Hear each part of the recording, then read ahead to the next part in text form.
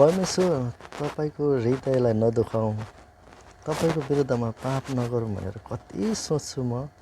तर पनि घरिघरि किन पाप गरिहाल्छु, किन तपाईँको विरुद्धमा पाप गरिहाल्छु, किन तपाईँको मनलाई म दुखाइहाल्छु प्रभु। म यो कुराबाट कसरी छुटकारा पाउनु, के गर्नु? अब म प्रार्थनाको समय बढाउनु पर्ने हो कि मैले, उपवास पो लामो बस्नुपर्ने हो कि मैले, अब के चाहिँ गरेर प्रभु म यो कुराबाट छुटकारा पाउँछु भनेर एक दिन परमेश्वरसँग यो कुरालाई म गरिरहेको थिएँ क्या।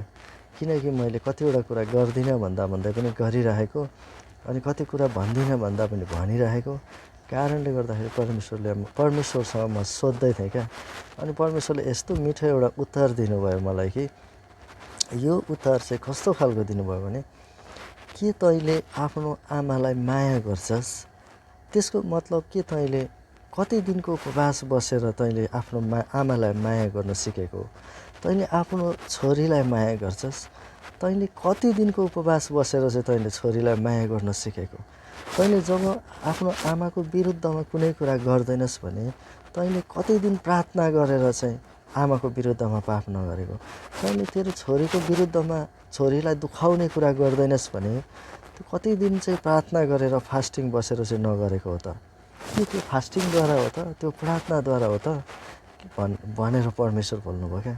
अनि के पनि भन्नुभयो भनेदेखि, यदि तँलाई फाइदा हुने कुरो, शारीरिक फाइदा होस् या आत्मिक या भनौँ आर्थिक फाइदा होस्, कुनै पनि फाइदा यदि कसैले एउटा प्रलोभन देखाउँछ भने के तेरो छोरीलाई चाहिँ दुख्ने कुरा, घोच्ने कुरा, होइन, तेरो छोरीको हृदय टुट्ने कुरा गर्न सक्छस् त फाइदाको लागि?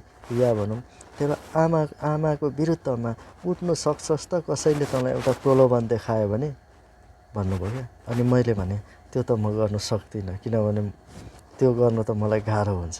अनि हो, किन गर्दैनस् भन्दा तैँले तेरो आमालाई प्रेम गरेको कारणले गर्दा, तैँले तेरो छोरीलाई प्रेम गरेको कारणले गर्दा उनीहरूको विरुद्धमा तँलाई फाइदा भए पनि तँ गर्दैनस्, तँ उठ्नु सक्दैनस्, कारण तैँले माया गरेको छस्।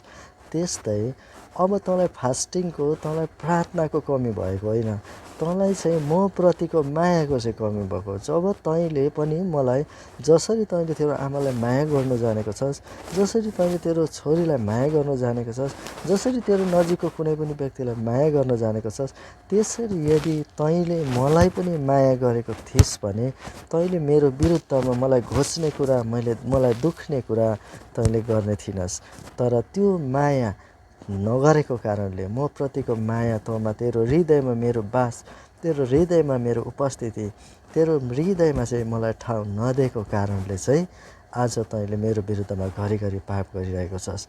यदि तैँले मलाई साँचो माया गर्न सिकिस् भनेदेखि जसरी तैँले आमाको विरुद्धमा खडा हुँदैनस्, जसरी तैँले छोरीको विरुद्धमा खडा हुँदैनस्, जसरी तेरो नजिकको व्यक्तिको विरुद्धमा त खडा हुँदैनस्, त्यसरी नै यदि तैँले मलाई माया गरिस् भने चाहिँ त मेरो विरुद्धमा पनि खडा हुँदैनस् भनेर परमेश्वरले भन्नुभयो। अनि यो चाहिँ साँचो कुरा हो। आज तपाईँ पनि यदि परमेश्वरको विरुद्धमा घरिघरि पाप गर्दै हुनुहुन्छ अनि उपाय खोज्दै हुनुहुन्छ पापबाट निस्किने, उपाय खोज्दै हुनुहुन्छ परमेश्वरको हृदयलाई नदुखाउने, अनि कुन फास्टिङ गरौँ, कति दिनको गरौँ, कसरी गरौँ, कति प्रार्थना गरौँ, कहाँ गएर छुटकारा पाऊँ, कसले मेरो लागि प्रार्थना गरिदेला भनेर यदि तपाईँ त्यो कुराहरू खोज्दै हुनुहुन्छ चाहिँ बाइबलले चाहिँ एउटै कुरो, परमेश्वरले चाहिँ मलाई एउटै कुरा भन्नुभयो कि माया, प्रेमभन्दा माथि केही पनि छैन। जब हामी परमेश्वरलाई साँचो प्रेम गर्छौँ, जब हाम्रो हृदयदेखि परमेश्वरलाई प्रेम गर्छौँ भने चाहिँ हामी प्रेम गरेको व्यक्तिलाई चाहिँ दुखाउन चाहँदैनौँ। जब दुखाउन चाहँदैनौँ तब हामी उसको विरुद्धमा खडा हुँदैनौँ। जब हामी उसको विरुद्धमा खडा हुँदैनौँ हामी उसको विरुद्धमा पाप गर्दैनौँ। अनि बाइबलले यसरी पनि भन्छ, अनि जुन वचन पनि मलाई कोहीले दिनुभयो, यूहन्ना 14:15 यसो लेखिएको छ, तिमीहरूले मलाई प्रेम गर्छौ भने मेरो आज्ञाहरू पालना गर्नेछौ। अनि 1 यूहन्ना 3:4 यसरी लेखेको छ, पाप गर्ने हरेकले व्यवस्था भङ्ग गर्दछ, पाप नै व्यवस्था भङ्ग हो। जब हामी परमेश्वरको आज्ञा पालन गर्दैनौँ भने त्यही नै व्यवस्था भङ्ग हो। अनि व्यवस्था भङ्ग गर्नु नै पाप हो। भन्नुको मतलब जब जहाँ प्रेम छैन त्यहाँ मात्रै व्यवस्था भङ्ग हुन्छ। जहाँ विश्वास छैन, जहाँ प्रेम छैन त्यहाँ मात्रै व्यस्त भङ्ग हुन्छ। तर यदि हामी साँचो प्रेम गर्छौँ भने हामी साँचो प्रेम गरेको व्यक्तिलाई हामी दिल दुखाउन चाहँदैनौँ। त्यसरी नै हामी परमेश्वरलाई पनि साँचो माया गर्छौँ भनेदेखि चाहिँ हामी उहाँको विरुद्धमा घरिघरि खडा हुन मन पराउँदैनौँ।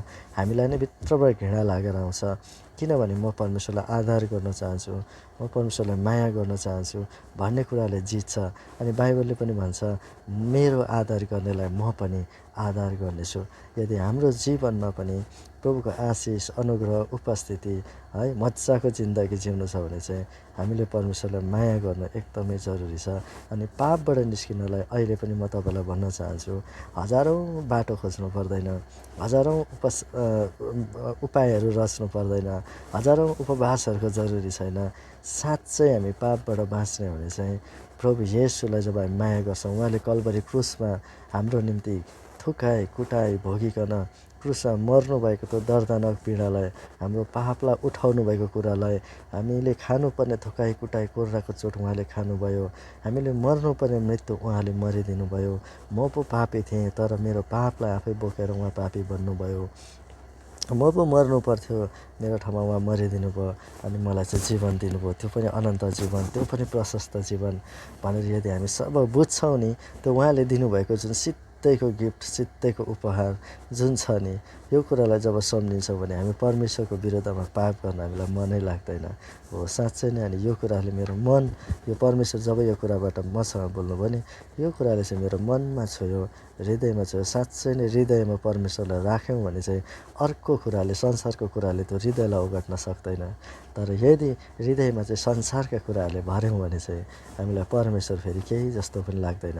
हामी बाइबल हाम्रै सिरानीमा राखेर पनि हामी संसारमा भुलिन सक्छौँ। उता फर्केर परमेश्वरतिर चाहिँ नफर्केर अर्कोपट्टि फर्केर पनि जिउन सक्छौँ।